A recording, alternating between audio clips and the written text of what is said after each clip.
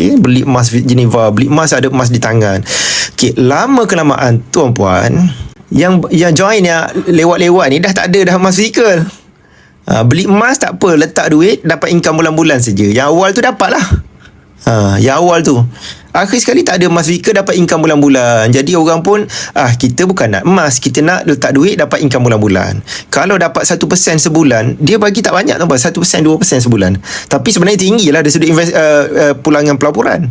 Orang pun happy, ramai lah yang duduk, yang join. Orang besar-besar, Datuk Tan Sri lah, apa semua lah, orang bisnes macam-macam lah. Okay. Nama dia Geneva Syariah. Okey. Lepas tu akhir sekali company ni diserbu oleh bank negara. Habis lingkup. Lepas tu orang tuduh sebenarnya company ni bagus, yang jahatnya adalah bank negara Malaysia sebab serbu. Itulah duit dia sangkut. Sebenarnya itu scam. Yang kemudian tu semua dah tak dapat emas fizikal. Okey, jadi orang yang awal-awal join tu dia rugi, tapi bila dia ada emas fizikal, rugi dia 50%. Dia rugi dia 50% sebab emas fizikal tu dia boleh jual lagi. Boleh dilebur, boleh jual. Yang kemudian, yang datang kemudian tu habis rugi 100%. Pengajarannya, emas tidak ada income. Beli emas. Okey, yang kedua ialah beli emas mesti dapat emas fizikal. Bukan sekadar nombor, bukan sekadar kertas, bukan emas digital. Mesti dapat emas fizikal. Beli emas dapat emas.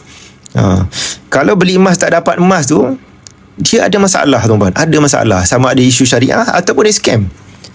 Tak ada syarat nak beli ni, nak dapat emas, nak claim emas fizikal, kena tunggu tempoh matang 400 hari. Ada satu ketika dulu nama dia apa, Virgin Gold ke apa, adalah something lah, satu company emas. Nak dapat emas fizikal ni, syarat dia kena tunggu tempoh matang 400 hari baru boleh dapat emas, cukup tempoh matang. Sebelum tu dapatlah income bulan-bulan dulu. Jadi orang pun happy, tak apa, tunggu tempoh matang. Sementara tempoh matang tu 400 hari, dia dapat income bulan-bulan. Jadi dia pun happy. Lepas tu habis jatuh lingkup. So benda ni penting. Beli emas dapat emas.